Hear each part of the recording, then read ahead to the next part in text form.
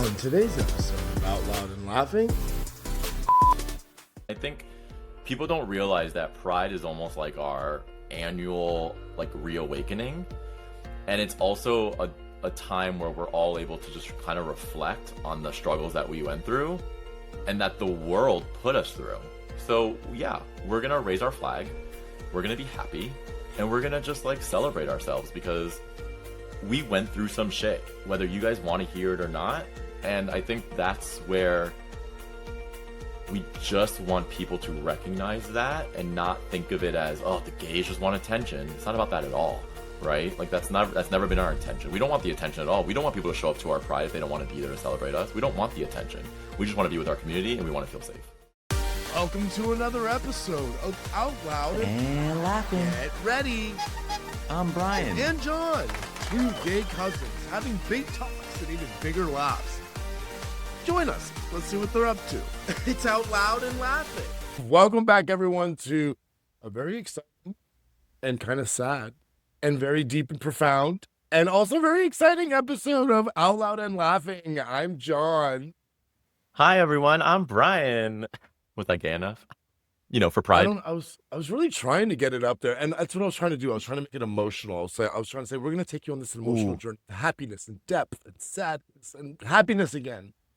It's June, it's Pride, we're excited. Everyone's here to gay and play, That's right. We are so, I think of all the things this Pride that I'm just the most proud of. It's this new podcast project with you and just creating a space where both you and I can go down this memory lane together about things in our lives and the way that we've processed and turned into the men that we've become.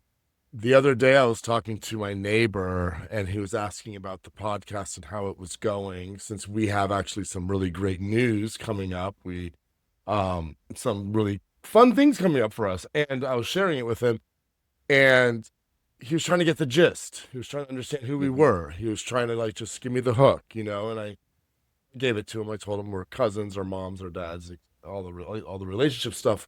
But you know what dawned on me, Bryan? And he was like, "Whoa." Oh. I said, Bryan and mine's relationship is unique because Bryan has had his own experiences the same way that I've had my own experiences, but by proxy, we've both seen it from the outside, all of the experiences. From it's kind of weird. It's like a sibling, I guess, but not a sibling, which makes it unique. So I think this is a great, springboard to share some more of the deeper, more personal parts of ourselves that I feel like we've kept. And what a great time of year. Some of our our Pride and coming out stuff. Yeah, we both are gay. Newsflash, everyone. If you guys don't know it by now, then, check. That was the hardest coming out of the closet I've ever had to do. That one right there. Of all of them, that one. Yeah, I felt seen, though. and heard. Spotify, and heard. iHeartRadio. and judged. Everyone comment. I think that you and I have had parallel paths on coming out, right? And so I feel like we could talk about that a little bit today because, it's Pride Month and you and I are not youngins anymore. So we came out during a time when, not that it wasn't accepted, but it wasn't as mainstream as it is today, right? We had to think about it, be in our own heads for years before we could come to terms with ourselves, but also just with our community and our friends. And we were scared, and I think our timelines don't match up completely, but the emotions and the feelings and the hesitations and all of the stuff I feel like must be, and we haven't even talked about this, to be honest, so it must be a shared experience. It's happening to me right now in real time. We've not shared sort of this together. I think we have a good semblance of what that was like, but I don't know what was happening on the inside. And to be fair, I don't know that I would have had the words to have this conversation with you before now, or the emotional sort of understanding. Well, I think now that we're more comfortable, not even with just being gay, but just being a person in this world, now that we're both 40, I feel like we're more comfortable with our emotions. We're more comfortable expressing ourselves, which is also why we just are able to have better friendships with people and just navigate life easily. So no, I agree with you. I mean, if you take it back for me, I remember when I first started to have my feelings of boys. Um, I mean, Baywatch aside, because duh. Uh, I always wanted a red For bathing suit. Funny. Pamela Anderson, or the other Hasselhoff, David Hasselhoff. Yes. Yeah. Or just red bathing.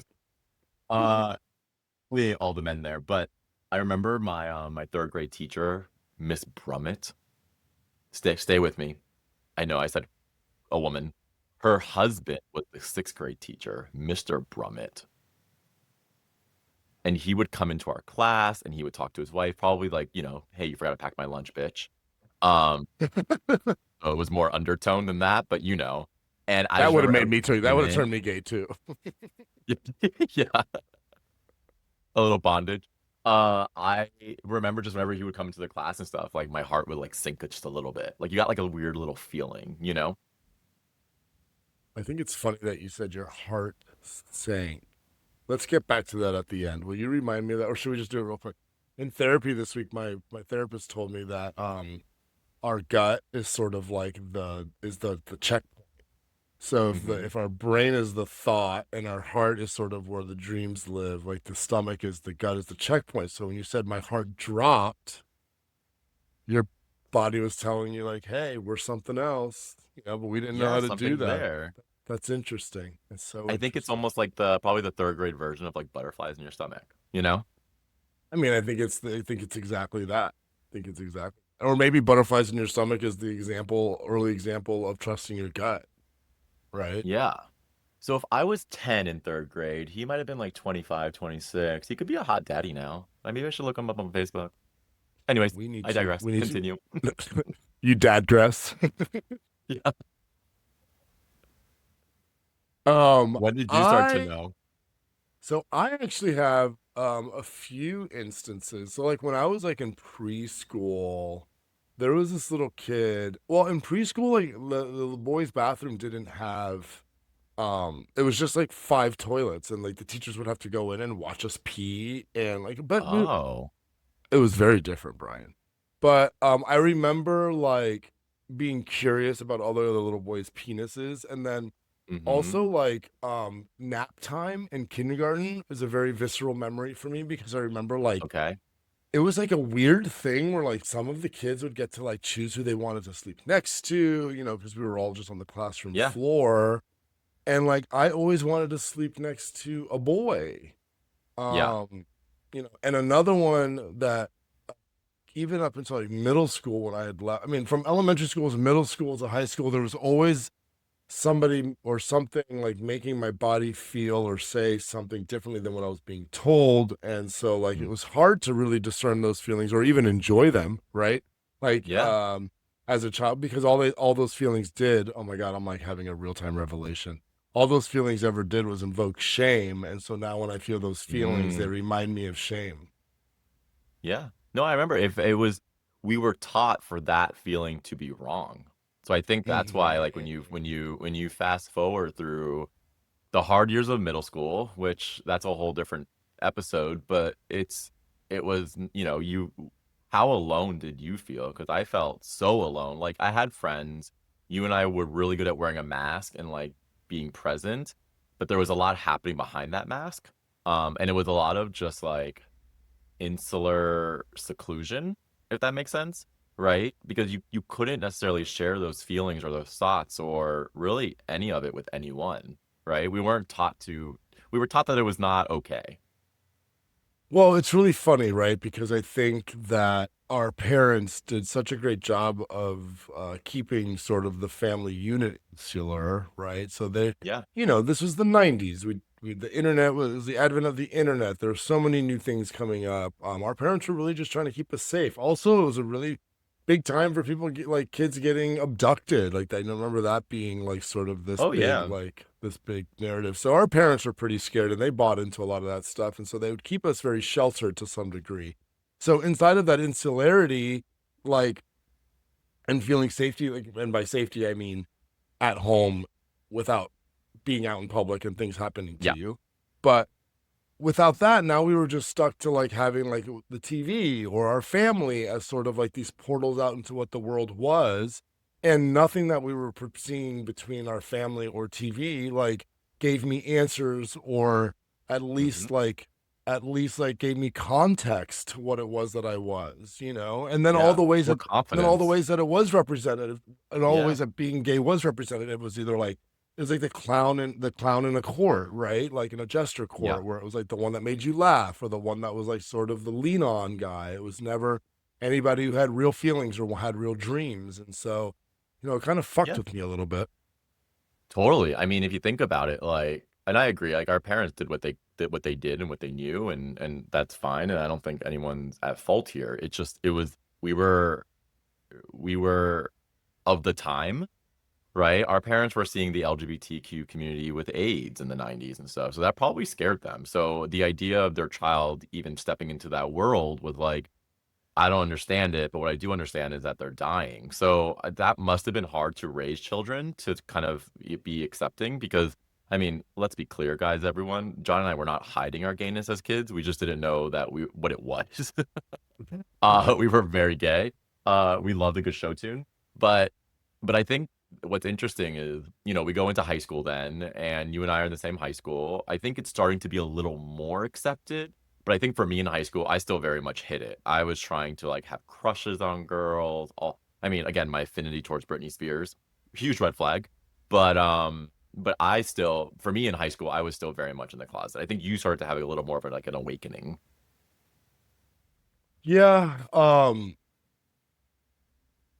Well, remember, we talked this on another podcast. I went in with like more friends. I went in, Yeah, you know, more confidence, more confidence. Not more more friends, trust. just what I had come from a system, middle school, public school, that like filtered me into a school that like people that I knew and had relationships with already established. So across like I went to Plantation Middle School from like half of sixth grade until eighth grade. So that was a 2.5 year leg up on having, a lot of different students. Although even all of us weren't friends, they knew who I was, and so I wasn't really too scared about sharing with a bigger population. But I only told one person, and she told the whole school. Do you remember that? Well, I do remember that because I remember, yeah, you were close to one person because you worked with her and you're Mm-hmm. friends with her at school, and she told the world. Uh, but even the fact that you had the confidence and the friendships is interesting to me though because there weren't any other gay people at our school, and what I mean by that is there was no one that was out. There was definitely gay people in our school. There was like very one that was very openly gay. Do you remember But him? yeah, I do. And so you didn't want to be that token person, so you hid it even further, right? So again, you in a weak moment told someone that you trusted and you were just letting your guard down, and that person took advantage of that, which is shitty. And we can definitely talk about that soon because that's a whole story in itself. But Yeah. yeah, so I feel like you're coming out with kind of like mine a little bit. Like I don't want to say I was forced out, but someone like approached me about it and so almost made me have the conversation, which forced me to kind of finally say it Was out it a loud. family And that member? was no, it was someone in college who was a friend of mine. And again, guys, me and John are from the college years where like, the Flintstones where we like etched our homework on stone. But what do I mean by that? We had dial up, and we plugged our computers into a wall still for internet. And so like of course I would look at things online, right? Like who wouldn't? I was in college, I lived, I had my own room, so I would definitely like, whip it out and find things online to like get it going. Um, but this was the time when like computers were still new, so I didn't know I had to like delete my browsing history before someone else used my computer. And so someone used my computer and then they were like, just I saw that on your computer. And so then I had to have that conversation. Luckily, this person was also coming out as well. So it was someone in our community, and that actually helped me form a bond with this person. Um, but then as a result, it just kind of said, okay, I'm comfortable. I told you, and then it just started to become a thing. So Yeah, my similar story, except the person who caught mine was my dad. Um, oh, that's a this great story. one. Well, I mean, we don't have to go too far down it. It's funny now that we bring it up. I'd be interested. I'm old enough now to ask my mom some things that wouldn't have asked her back then. But I would love to know what that Mm, pillow talk. I would love to know what that pillow talk was like. seriously, and fun fact, guys, back when the internet was, new, porn wasn't free. John learned that very quickly when he thought it was. $700 dial up later. I think I dialed Madagascar. I'm not even joking. That was true. That was some hung ass penis. Right, you know what it was? And like, here's the shitty part about that story is because I was so untech savvy. I think I Yeah. really like tried to do it and thought it didn't work. And I think it was just running in the background while I was actually using the free stuff. Sounds like something I would do, doesn't it? Literally. That's so funny. But I do think it's when you fast forward to you and I are in college, we're out. It's John and I graduated high school in the early 2000s. We're gay in the early 2000s in college. It was different than today. Even though it was only like 20 years ago, it was more accepted. So I think we were lucky that we had a larger community, but it still wasn't a big community, right? I remember at UF, there was like 15 of us and we would just do house parties mainly because there wasn't like clubs or bars. There was one club once a week that we could go to. But other than that, like we just did a lot of house parties and built our community. So we were almost still kind of not necessarily hiding, but our group was not very like I don't remember like going out too much. It was more just like let's just hang out and be our community in a safe space.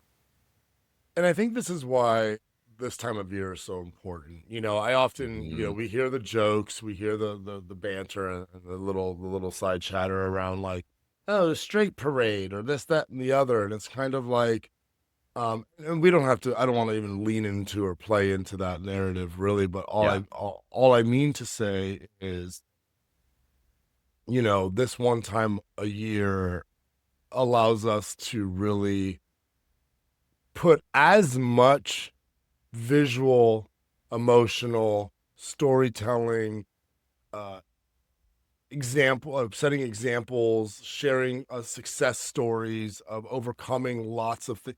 This is the one time of the year that we try to blast our community with a lot of like content, a lot of joy, a lot of parading, a lot of rainbows. Because you know why? Because the rest of the year we are just again rescinded back into the background of living this sort of like very, very normalized, heteronormalized life. And earlier on, and the outcome of this, and what happens when you don't celebrate this stuff, is like things that I am currently working on in therapy, which is something that I didn't even know I had until my therapist says, "I think you're dealing with internalized homophobia," and I was like, "Fuck." And then you start to go Yeah. down this like rabbit hole of how are you supposed to love yourself if everything you ever knew about yourself was to not be loved. So, for anybody out there who's listening who wants to know why we have a pride parade, well, if you ever think that's showing a bunch of people who don't know where to turn for answers and like share that there's a place on the other side of all this where love will live, then you can go like really shove your head in the sand like an ostrich because I don't want to hear Well, it. I think you bring up the right points, right? Because I think when people think about pride, people are like, why do you need a pride parade? Then we want a straight parade. It's like you don't know what our experience was growing up. Like you and I gave a little, look into what we went through as even just like kids, right? And so this is a month where we're just like, we're done hiding and we just want to enjoy ourselves and be out in the world. And even if it's just for a few weeks, like let us have that, right? Why does this need to be political? Why does this need to be a thing? If you don't want to show up and celebrate us, great. Don't show up and celebrate us. But what I'm saying is if anyone's listening and they do love us, we went through some shit and this is our month to be like, we're going to put that aside and we just want to be with our community and people who want to be a part of our community, whether gay or straight, and just want to say, I see you. I want to celebrate you and I want you to know that you guys are fine. You guys are good. We're here for you, right? And I think people don't realize that pride is almost like our annual like reawakening. And it's also a time where we're all able to just kind of reflect on the struggle that we went through and that the world put us through. So yeah, we're gonna raise our flag, we're gonna be happy, and we're gonna just like celebrate ourselves because we went through some shit. Whether you guys want to hear it or not, I'm talking to I don't even know who, but like we did.